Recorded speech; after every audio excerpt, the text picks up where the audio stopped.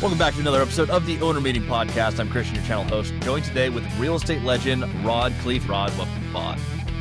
Thank you. Yes, Rod is a legend in his own mind. Yes.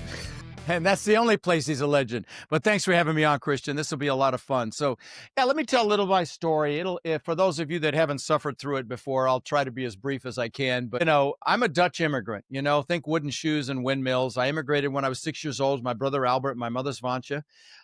We ended up in Denver, Colorado, and we didn't have much growing up. And I'm sure other people had it harder than we did, but I remember shopping at an expired food store for food. True story. They had one, drinking powdered milk with our cereal in the morning because it was cheaper than real milk. And trust me, it sounds better than it is. And then I wore clothes from the Goodwill and the Salvation Army, hand-me-down clothes, all the way through junior high school till I lied about my age when I was 14 because I was tall and got a job at Burger King flipping burgers so I could finally buy my own damn clothes and ultimately buy a car. And like I said, I know people had it harder than we did, maybe even have it harder now while we're shooting this while the freaking shutdown's going on. Gosh, Democratic shutdown, I may add, but we don't have to go down that political rabbit hole. But anyway, I moved from Seattle to Texas for a reason. All right, there we go. Good. We're aligned. Anyways, I knew I wanted more. And luckily, my mom had an incredible work ethic when I was growing up and no formal education. She babysat kids so we'd have enough money to eat.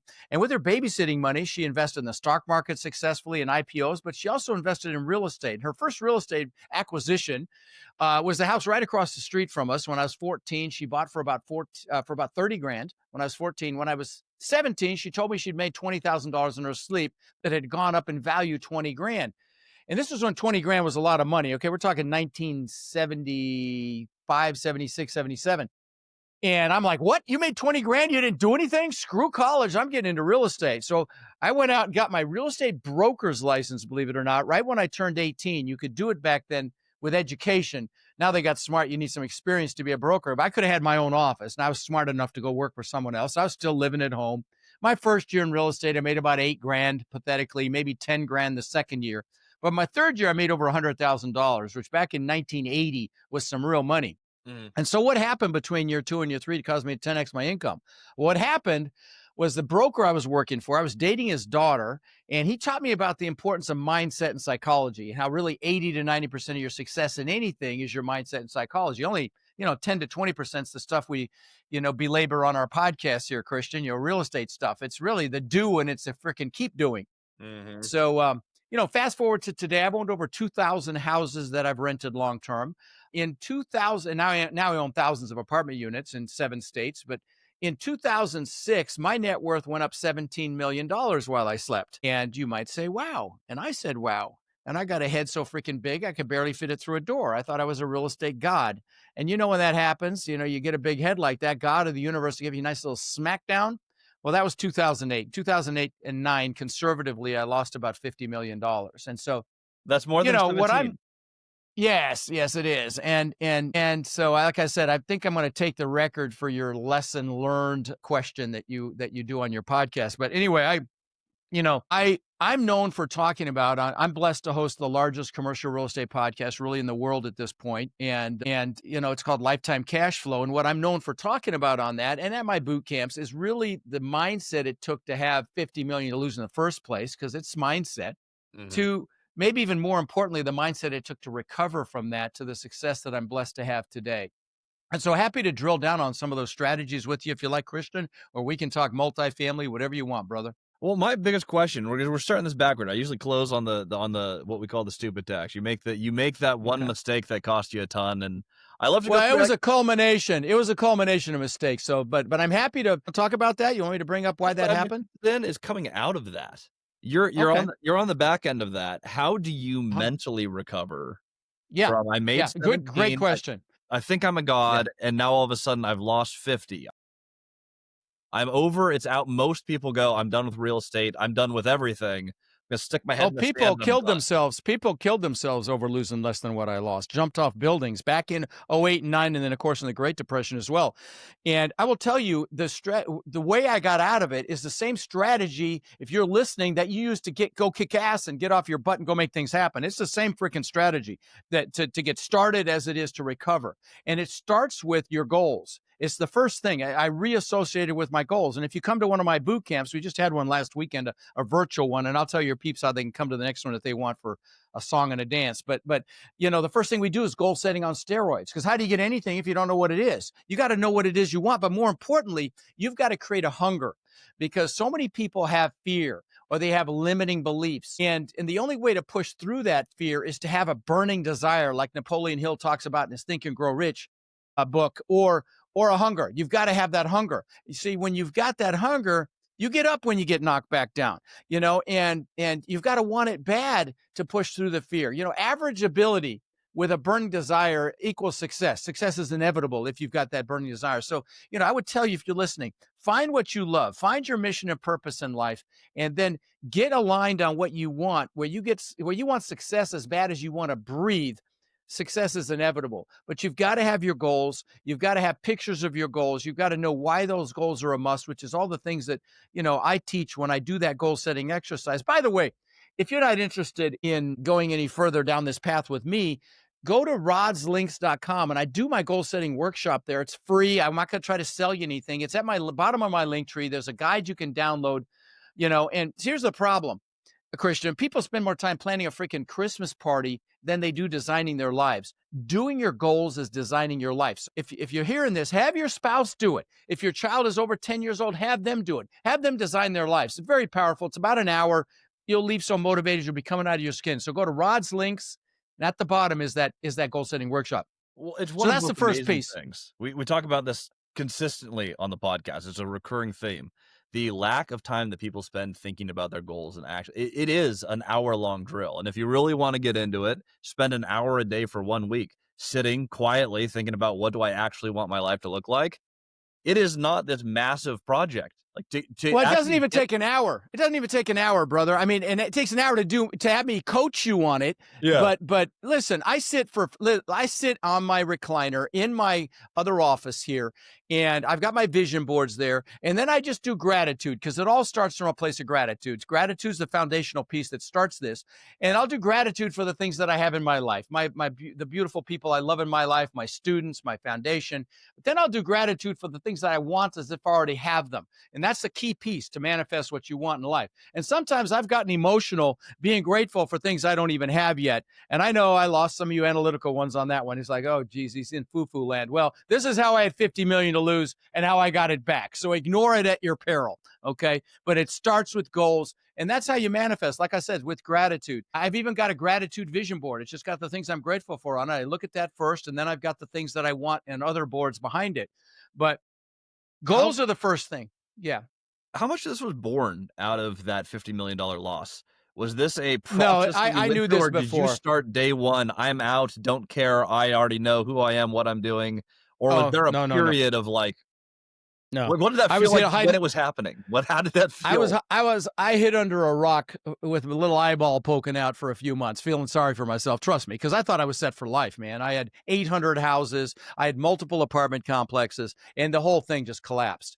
Countries went bankrupt in my defense, in that crash. But it took me a few months to pick myself back up. Luckily, I spent 22 years with Tony Robbins. He's the best in the world around mindset and psychology. I was on his team for 8 years. And that's why I incorporate because I love that, that framework about getting what you want in life, because it is all mindset and psychology. It's 80 to 90% of your success. And that's why my students are so successful. I'll brag for a second. I've got coaching students that own I think pretty close to 300,000 units under my tutelage. Something I'm very proud of. And every other asset class under the sun: mobile home park, self-storage, senior housing, industrial flex space, all of it, student housing. And it's because of the mindset. They actually freaking go do it, and that's what it takes. So it starts with goals.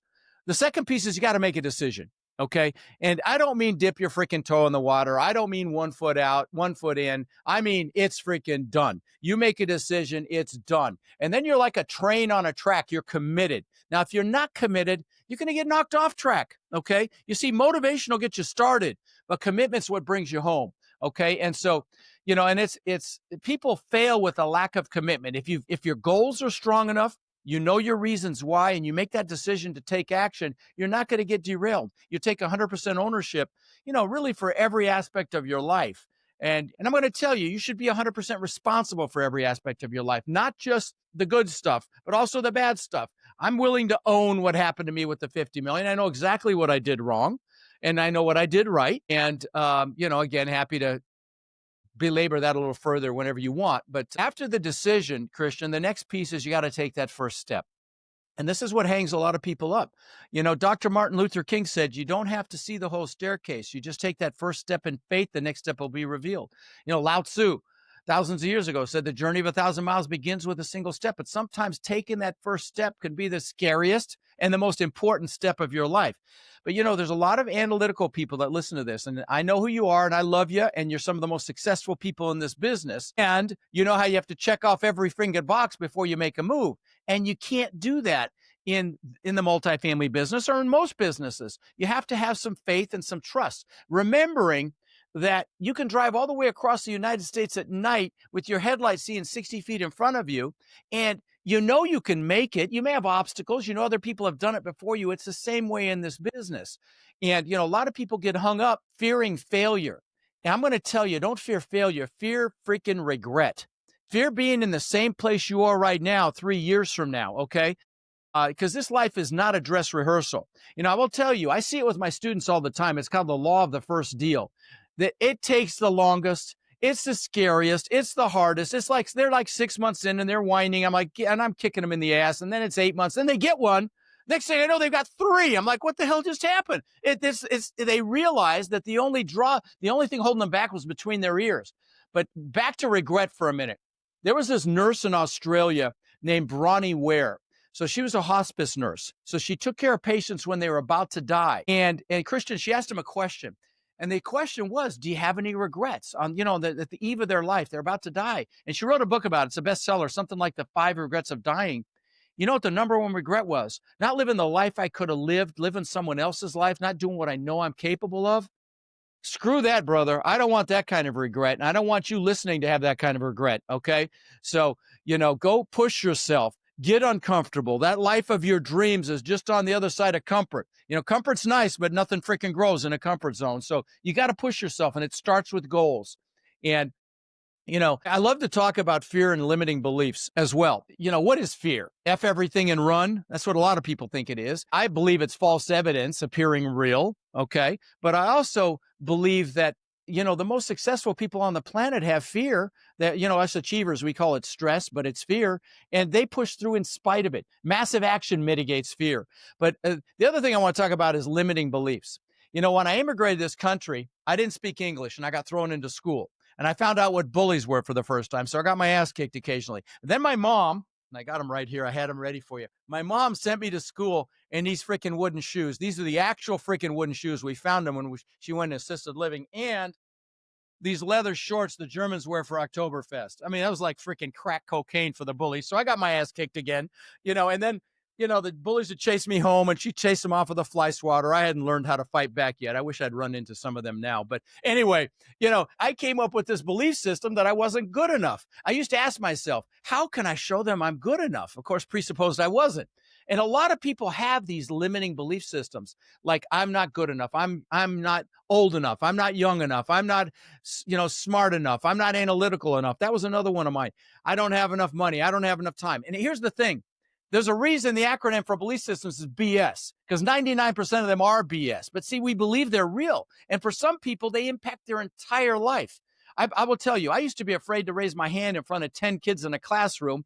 And now I speak in front of thousands of people a year, typically in flip-flops and shorts. So you can beat these limiting belief systems, but here's what you have to do.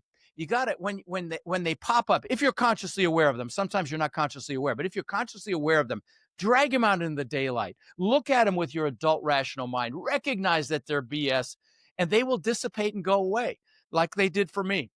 What can someone do to identify the limiting beliefs that they might not even know they have? How do you Yeah, find I wish I had better advice on that, but I would say chances are you have an inkling. If you start to think about doing something, look at what holds you back. What are you thinking to yourself that's keeping you from moving forward? Maybe you've got an okay job, and like I say, you're comfortable, but you don't have time freedom, you don't have money freedom, you're not able to retire your spouse, you're not able to show your kids what incredible success looks like. Look at what's stopping you from taking action, and that there it is. That's what it is. And for some people, they don't think they're worthy. Some people don't think they don't deserve it. Some people don't think they're good enough. Some people don't think they're capable of doing it. If you think about it, you'll figure it out. And again, if you drag it out into the daylight, you look at it with your adult mind, you'll recognize that it's BS. It's your own brain playing tricks on you, but you got to do it consciously. That's the key word. Don't let it slide by. Pull it out, think about it, look at it, and it will dissipate. I had to say to myself, I'm a gift from God. Anybody that would reject me just doesn't know who I am at my core. I'm put on this earth to make the world a better place, and I truly believe that, and I own that, and that's how I dissipated it for me. And so, like I said, anybody that rejects me just doesn't know me, and so that's what I had to own and take on. Now, luckily, I had Tony Robbins, who's the best in the world at this shit, to help me through that stuff. And by the way, shout out to Tony. If you have an opportunity to ever see him, just go do it. Trust me, you'll thank me. The next piece, Christian, is focus. Mm. Where focus goes, energy flows. And here's the thing, whatever you focus on gets bigger, both positive or negative. And I get people that call me sometimes and say, how do I get out of student loan debt? And I'm like, wrong freaking question. How do you make so much money that debt's irrelevant is the question you should be asking. And, they asked Mother Teresa if she was anti-war. She said, no, I'm pro-peace, right? I mean, there you go. And so, focus is super important. And I don't know about you, but I'll be sitting watching Netflix, and then I'll be flicking through social media while I'm doing it. That kills your freaking focus. Okay. And so, think about things that minimize your focus, and be careful with them. I get excited about my podcast. I think I'm a little over 30 million downloads, which for, the commercial real estate space is not unimpressive. And for some, it's not a big deal, but I listen to two podcasts. I listen to Joe Rogan and I listen to Tim Ferriss for both sides of the aisle. Okay. Obviously, I'm on one side more than the other. Now, on the other side is Tim Ferriss. And listen, I love the podcast because it's very intellectual, very stimulating conversation. He interviews the best of the best on the planet, the best athletes, swimmers like Michael Phelps, NFL players, NBA players, billionaires like Ray Dalio, heads of the biggest companies like Zuckerberg, actors like Arnold and Hugh Jackman, Jamie Foxx, people like that. And what he does is he deconstructs their success. And again, it's fascinating conversation. He has them, speak to how they became successful. And I started to hear a pattern, Christian, and it really hit me. They almost all meditate. What does meditation enhance? Focus, right? So again, pay attention to your focus. And that's another big piece. Another big piece is, especially in our multifamily space, because as sure you talk about on your show, it's a team sport. Play to your freaking strengths. Don't try to do it all. I haven't met anybody with thousands of units that done it by themselves. They all have a team. And when you play to your strengths, they're your greatest assets. You're enjoying yourself. You're doing what you like because if you're strong at it, you enjoy it. Okay. And I'm going to tell you, if you play to your strengths and you hire, align, or partner for your weaknesses, success is inevitable.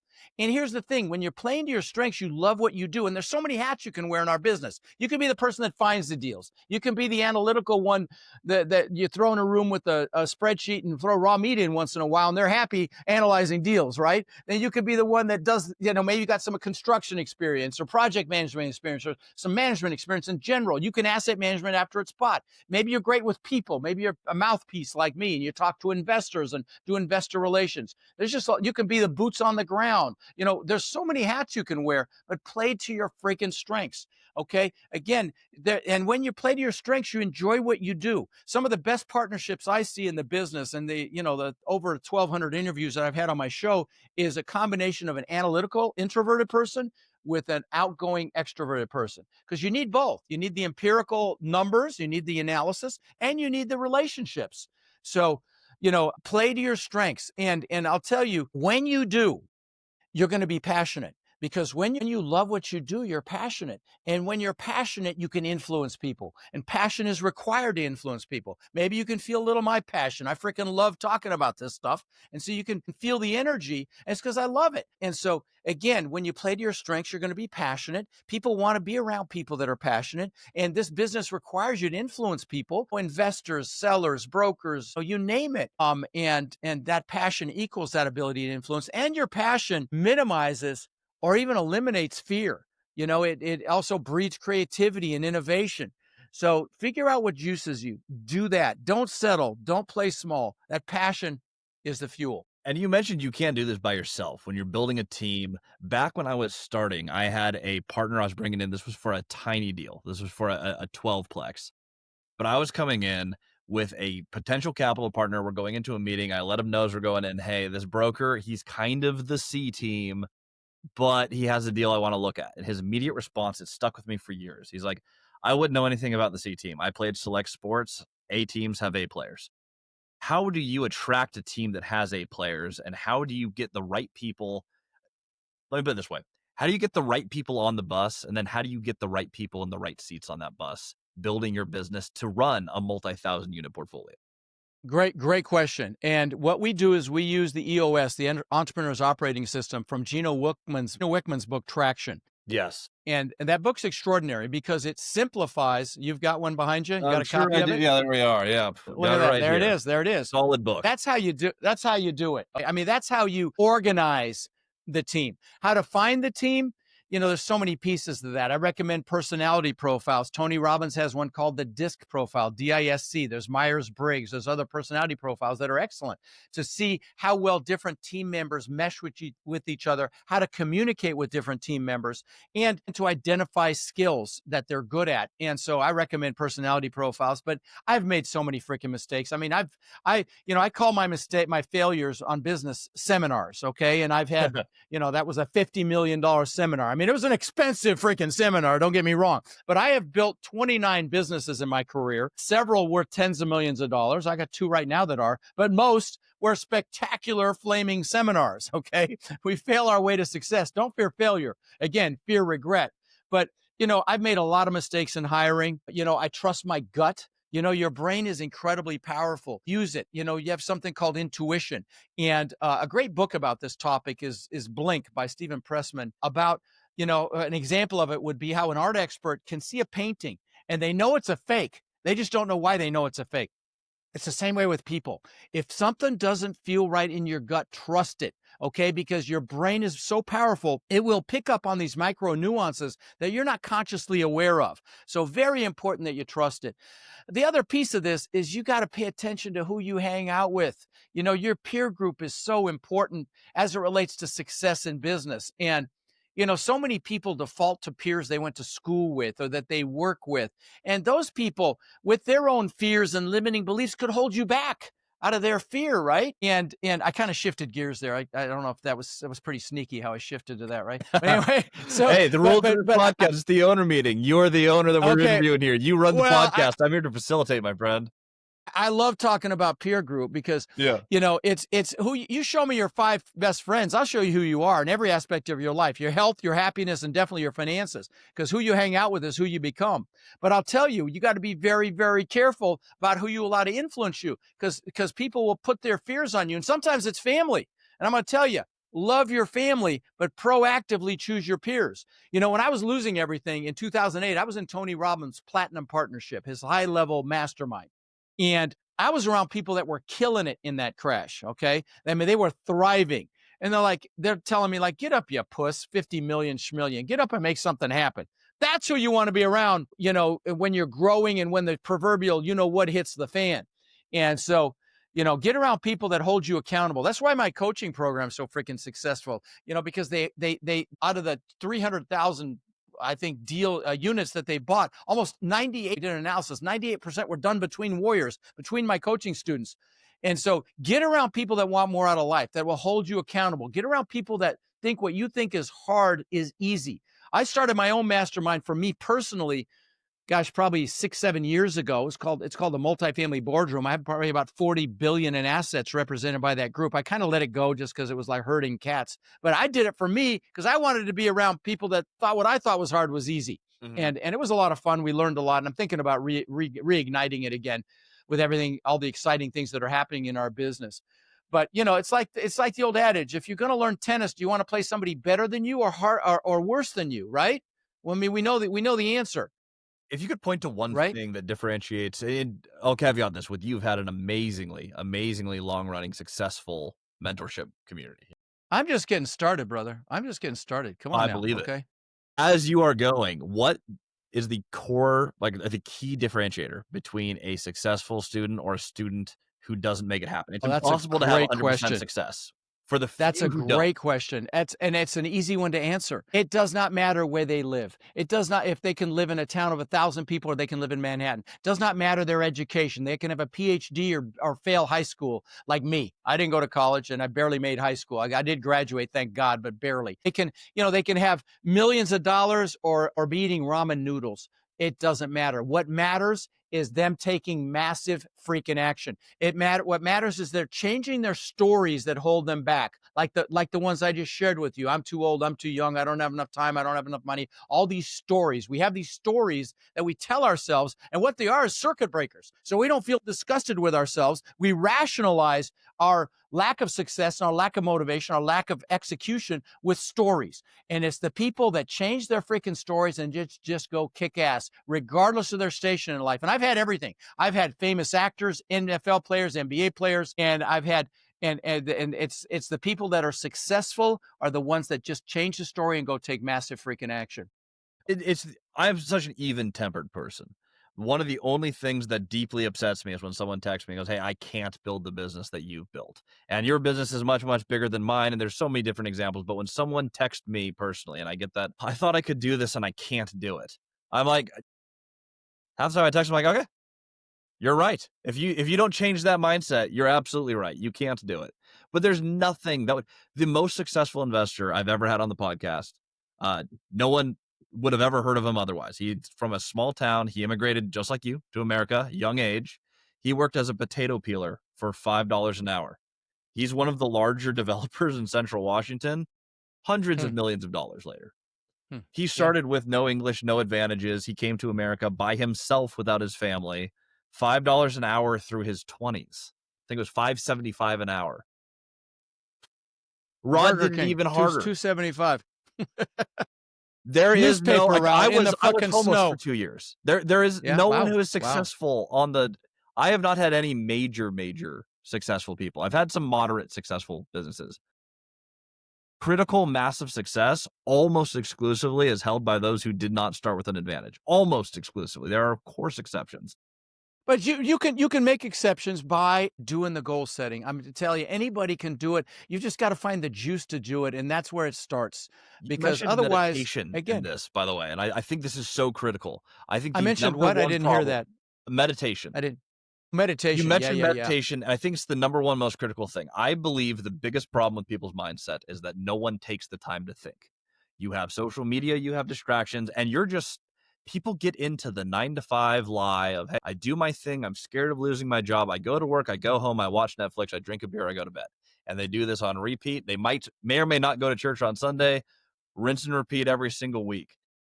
Meditation breaks that cycle. That is a time where you can set those goals. You can identify who you actually are and what it is you're trying to do. It gives you quiet. How have you used meditation in your business and Yeah. how does that Let, help let me Rod share. be Yeah. Rod?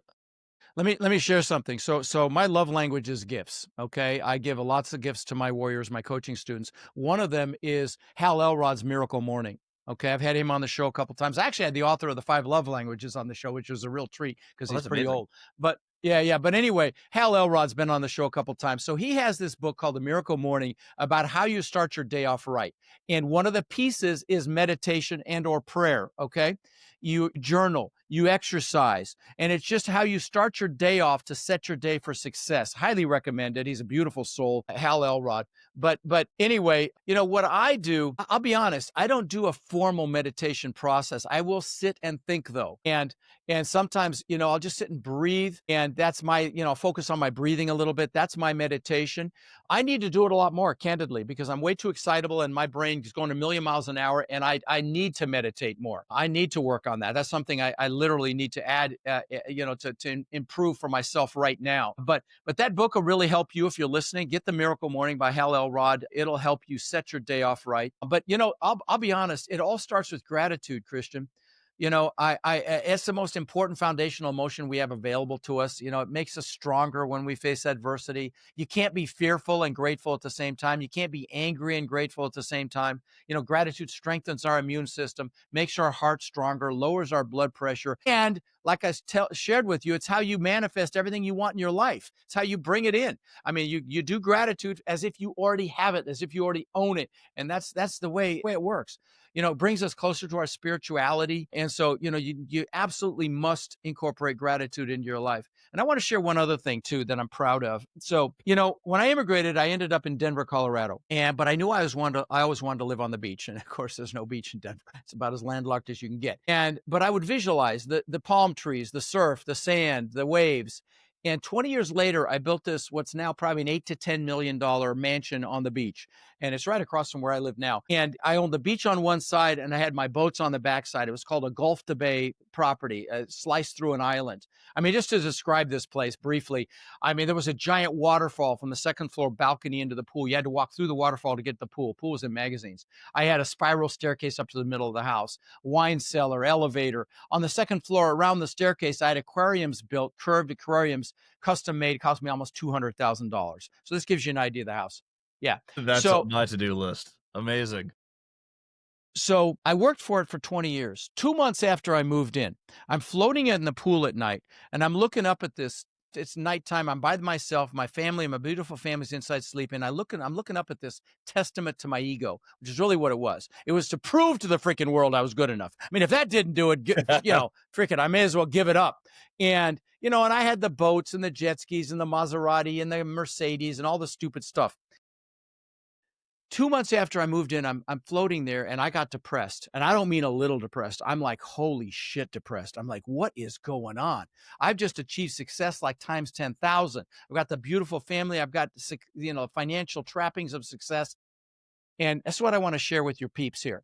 When I look back on it, there were 3 things that I realized had happened. One was, it's never about the goals. You need the goals to create that burning desire. But what do they say? The happiest days of a boat owner's life are the day they buy the boat and the day they sell the boat, right? You need it to get that burning desire and that hunger.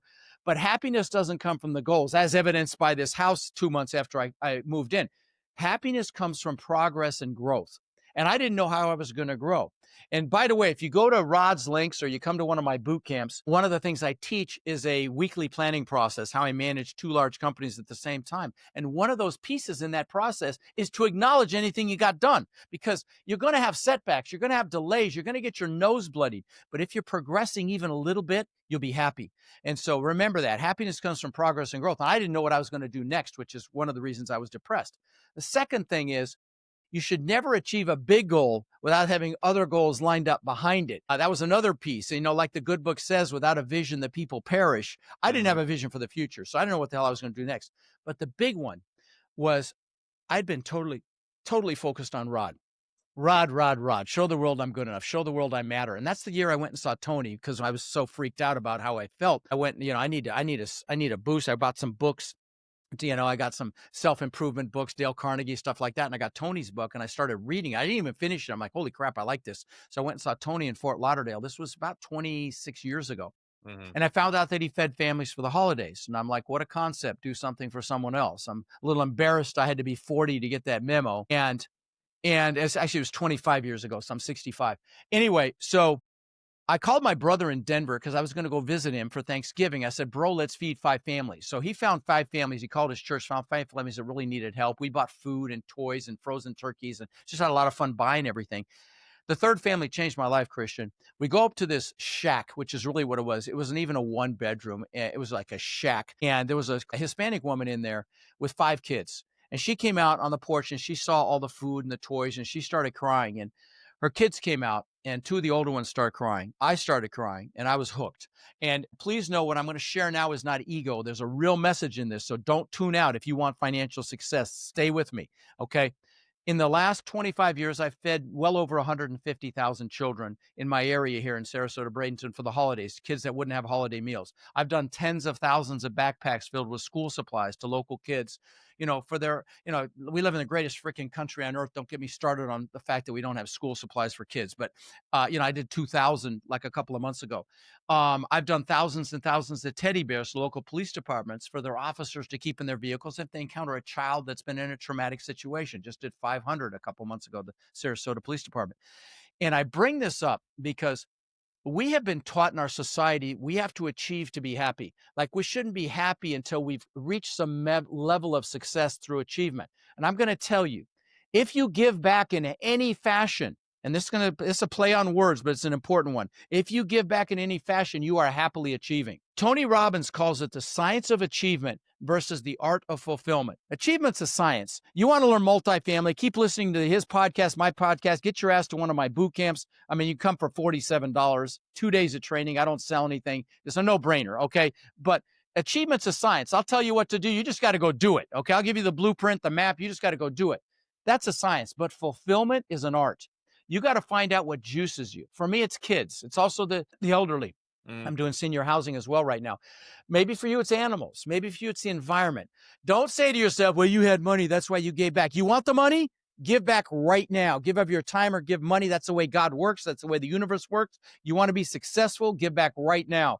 I can tell you, my most successful students are the ones that are the most philanthropic. They're the ones that make the world a better place. So give back right now. If you don't have the money, go give of your time. And power moves to those who serve.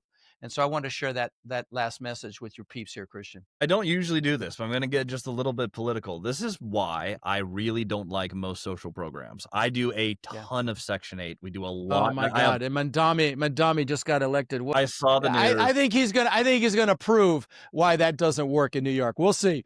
But oh my God, what a shit show! Here's the problem. You have all these different states saying like, "Hey, we need to provide everything to everyone," and it's a human right. Then you go to a national park and they go like, "Hey, please don't feed the ducks because they'll get dependent on food." Like, we're not all that much more intelligent than a duck. To be completely honest, the way sociology works in a way where if you keep people down, they'll stay down. People are now robbing stores because they're like, well, I'm owed food. I'm sure you get this much more than I do. People hate landlords because they're like, I'm owed housing. I get hate every single day. No one should have owned 800 houses, you scumbag. And I just feel sorry for them, man. They're in their mom's basement, entitled, feeling sorry for themselves. And with that attitude, they will never, ever achieve success. And so, when you hate on other people, even the billionaires, like, people are like, you should give your money away. No, you should get off your ass and earn your own money. But, I'm all for providing for kids and the needy, but I think we tax it and we make it mandatory. Hey, the government will take care of your philanthropic work for you. You take all the heart out of it. I love this where you have come in, and this is why I'm pro-capitalism right here. You've just summed it up. Is you've come in, you've made money. What do you want to talk about on the podcast? How you give back, how people can get involved. It puts the heart into it. I think that is stuff that the church should be doing. I think that's something that the individual people should be doing. I think you should strive for wealth to provide for your family, then provide for others. And if we over-institutionalize it, the heart's gone, and we just become cold, callous. That's why that is why I'm anti-socialist right there. It's not even the fact that it doesn't work. There's no heart. When you approach it with that framework that I'm here to provide for my family, it starts there. I'm here to make the world a better place. Success is fucking inevitable. Okay. Absolutely. And I didn't mean to say inevitable, but I wanted to put some impact on what I just said. So listen, if you want success, give back, focus on making the world a better place. We did a thing for my last boot camp. I had 1,000 people in Orlando, and I did a Hall of Fame award for some of my warriors, exemplary warriors, students in my program. And we did a slide for each one of them. And I started noticing a pattern. Every single one of them gave back. And I talked to the 1,000 people. I said, that's what we call a freaking clue. Okay. Power moves to those who serve. I just had a beautiful couple on my podcast yesterday that are missionaries and they're killing it in real estate, but they've got schools going all over the world. Okay. I've got students that have built schools in India, a student that deals with, veteran suicide, veterans homelessness, sexual trafficking, you name it, all of it. And so pick something that juices you, that allow you to be fulfilled. And, I tell you, I've interviewed some very, very successful people on my podcast. I mean, tens of thousands of units. And I can tell if they're like I was before I had that epiphany about, they're not truly successful because they're not fulfilled. They're all focused on themselves. Don't fall in that trap, my friends. Okay. Give back now. Success will be inevitable and you'll be happily achieving. Now let's get a little bit tactical. We've talked a little bit earlier about how it felt on the $50 million. We've talked a lot about the motivation and how you get to where you are. And I agree. It's 90% mindset, which is why this episode's been 90% about mindset. Let's talk about that 10% tactical. What Okay. happened to lose Sure. $50 million? And how does someone avoid let me tell that? you. Yeah, so I did it wrong. I had 800 houses, but they were 2 hours north of me, 2 hours south of me, and everywhere in between here in Florida, along the Gulf Coast of Florida. Florida has no state income tax, which means higher property taxes, impacts cash flow. There's a reason my podcast is called Lifetime Cash Flow, because it took me losing 50 million to get the memo. But anyway, so I had properties in wind and flood zones, higher insurance, impacts cash flow. But what killed me was these were mostly C-class houses. And with C-class assets, you're going to have an older house. You're going to have a tougher demographics. You can have a lot of maintenance. The maintenance killed me. So if I sent, I had some apartment complexes. If I sent someone to one of my apartment complexes, we can stockpile parts, plumbing parts, electrical parts, door locks, window locks, HVAC parts. They're in and out in an hour. If I had to send one to a house that's an hour away, they got to see what's wrong. Every house is different. They can't stockpile for every house. They got to go find a Home Depot or Lowe's where we have an account. I don't know about you, but when Rod tries to fix something, his happy ass goes back to Home Depot more than once because he forgets something. It's the same way with maintenance, guys. So what took an hour at one of my apartment complexes took all day at one of my 800 houses. And so I never really cash flowed that well. And then people are like, well, you were over leveraged. I was at a 30% loan to value. And I still crashed and burned. Okay. I only owed 30 cents on the dollar. Right. True story. Now, and it was because I didn't focus on cash flow. And then the straw that broke the camel's back was I didn't pay attention to tenant demographics. If they had a job, they had good credit, and they gave me a deposit at least equal to a month's rent, I let them rent. Well, what I discovered when I look back on it is I had a ton of contractors in my houses, plumbers, electricians, drywallers, painters, roofers, and that work fell off a freaking cliff in 08 and 09. They didn't have work. And I had a bunch of people in retail as well. And so, they couldn't pay their rent and it just completely imploded. And I lost the apartment complexes because in my wisdom, I cross-collateralized those with packages of houses to save a little interest, And so, yeah, I lost the whole thing. It was painful. But you know what? The lesson is, I don't do single family. Okay. And that's why I started my podcast. I'm like, hey, if you're going to buy and hold real estate, for God's sakes, don't do single family, do multifamily. It's safer. It's more scalable. Candidly, it's easier. And then I say, ask me how I know. We give away t-shirts at my boot camps that say hashtag ask me how I know. Cause I say so often, don't make that mistake. Ask me how I know. And one of my students got me the shirt. We just thought it was hilarious. So we give them away now. Anyway. There you go. So the lesson here is if you want to scale your business, one unit at a time is a very arduous way to do it. So you build this huge portfolio. Why would you? Super hard to do.